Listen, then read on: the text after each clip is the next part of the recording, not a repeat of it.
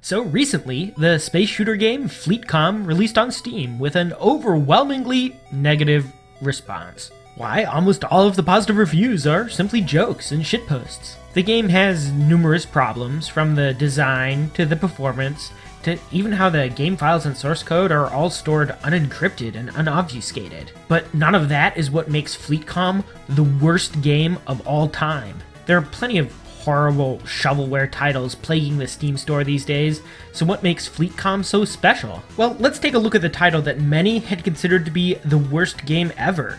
E.T. the Extraterrestrial for the Atari 2600. Now, the game itself is worlds better than FleetCOMM, for many reasons. It's a finished game with an ending, unlike FleetCOMM, which was just a tutorial on release. The developer for E.T. wrote the whole thing in under 5.5 weeks, whereas FleetCOMM took over 4 years to make, exceeding every crowdfunding release date expectation in the process. And it's just plain more fun to play than FleetCOMM. But I guess that's like comparing rat droppings in the pantry with your dog taking a steaming diarrhea dump on your carpet. A turd's a turd, after all. And E.T. isn't just better than FleetCOMM. I mean, there's plenty of other Atari games that are much less fun to play than either title. But none of these titles had anywhere near the impact that E.T. had, for the simple reason that they didn't sell as well as E.T. E.T. was a very highly anticipated title at the time. But the thing is, gamers learned from E.T. They learned to be more wary of games based on movies, and they learned to be smarter with their purchasing decisions. This led to the Nintendo Entertainment System having a library of titles that was of vastly higher quality than that of the Atari 2600, in no small part due to Nintendo creating its seal of quality and creating a new publishing model to go along with it to reassure the consumer. So in the grand scheme of things, E.T. was a net benefit to the gaming community because of what it taught us. Now contrast that with the impact that FleetCOMM has had, a game which has had a much more negative influence overall. Hell, the only good thing that it brought us was some internet lulz from the game's developer, Slade Valena, alias Roguestar. So for some backstory, about 2 years ago, Slade got involved with a little internet flame war called Gamergate. As a fairly active user of the IRC channels, Slade gained a good bit of notoriety when Chelsea Van Valkenburg, alias Zoe Quinn, took some of the posts that he had made there, among others, to show that the Twitter hashtag Gamergate has been tainted by horrible trolls from 4chan, and that all good people who actually cared about ethics in video games journalism needed to leave that hashtag behind. Of course, Slade later got banned from the BurgersAndFries IRC channel for advocating for illegal activity, but his status as a victim of Chelsea had still been cemented. This gave him high status as an internet celebrity on Twitter, which he used to steer the ongoing conversation happening in the Gamergate hashtag.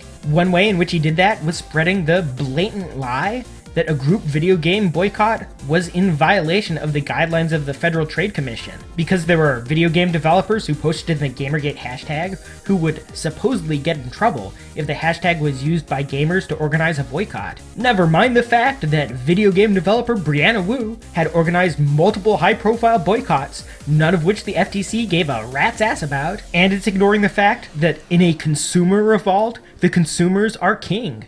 Sure, developers can post in, or even declare support for a hashtag, but it doesn't magically make them part of some formal group. If the consumer revolt starts doing something that they don't approve of, like a boycott, then they can just, as grown-ass adults, decide to refrain from taking part in that action. And that's more or less what you saw happen in the tag over and over again.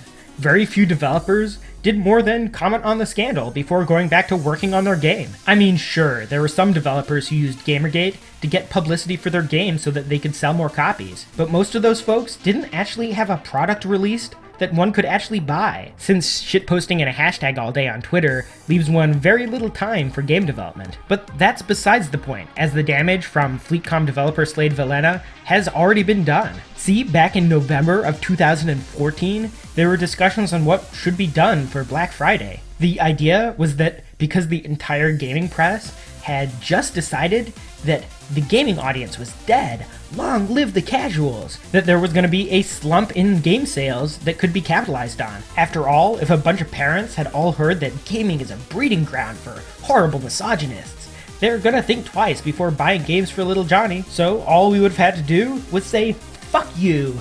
We're not buying any video games this Black Friday because you haven't condemned this shit. Then the AAA publishers would have stopped giving sites like Polygon, Kotaku, and the other trashy new games journalism rags their support. Goodbye, free review copies and press kits. Hello, rapid decline into irrelevance as the gaming industry switches to a model more like Nintendo Direct. It would also serve to remind AAA publishers that the consumer is king, that they shouldn't be pandering to these sites who don't speak for the gamer, because at the end of the day, the consumer holds the power.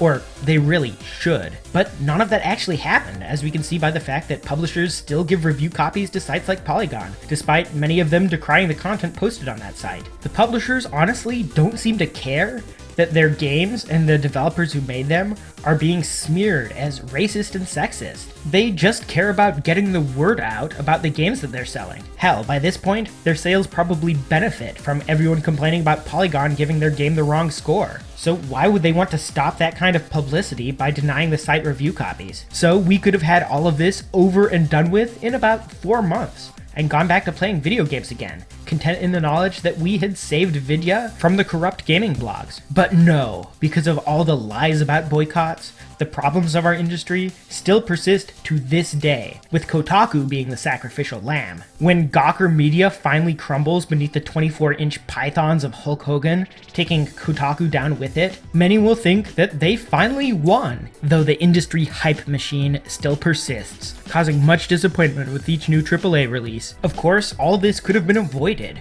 We could have voted with our wallets to bring about a change in the gaming industry that has been needed for over a decade now, that pundits like me have been advocating for ages now, but it's never seemed to catch on for some strange reason. If only fucking Slade hadn't ruined everything by lying about the FTC guidelines, then maybe we already would have come out the victor. But it goes beyond that. The problem is much more than simply failing to accomplish certain goals during a hashtag controversy. Thanks to Slade's words and actions, he has caused a significant portion of the gaming community to have a greater tolerance for getting ass-raped by AAA publishers. Before, the gaming community was taking a much more critical eye towards the AAA scene, as they had had a number of fuck-ups such as the Xbox One reveal, and we were getting tired of that shit. The consumer was also aware of the power of voting with their wallet, and they were willing and able to do so. And it worked, as evidenced by how quickly Microsoft backpedaled on the Xbox One's harebrained DRM schemes. But now, the narrative is that AAA publishers are our friends, and they're totally on our side, even though they have never done anything significant to show that they support us in a meaningful way. The reality is that AAA game companies only care about maximizing profit, and will use any means to do so, regardless of how it affects the quality of their product. They will absolutely water down their games to appeal to the easily offended Twitter warriors, knowing that their core audience will still buy their game. Because boycotting is somehow a violation of the FTC guidelines when we do it. And these publishers, they'll even override their dev team's decisions in order to do this. And the people who still buy this watered down crap, these aren't some kids who just discovered gaming through Undertale.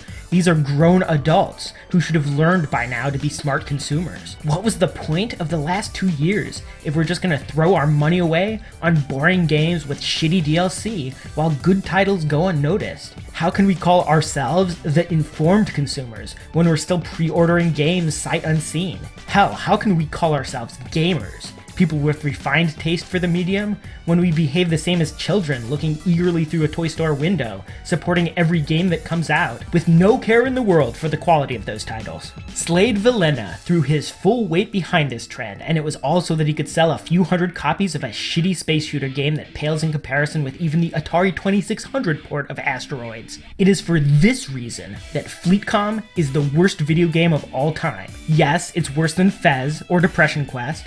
It's worse than E.T. or Superman 64.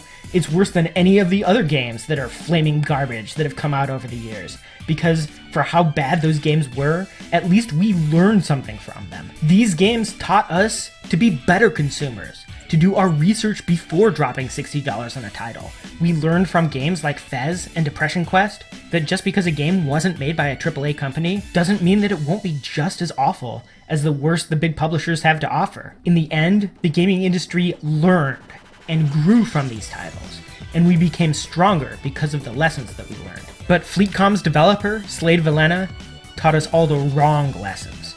He whispered sweet narratives into our ear about a land of milk and honey, where game developers like EA and Blizzard posted positive messages for us in the Gamergate hashtag, where all we had to do is bend over and take it in the ass, and the publishers would swoop in and make everything better for us. By now, it should be obvious that his words were a narrative, like that of fiction. It's a shame so many in the gaming community haven't figured this out yet. Maybe it's not too late for the next generation of gamers to learn.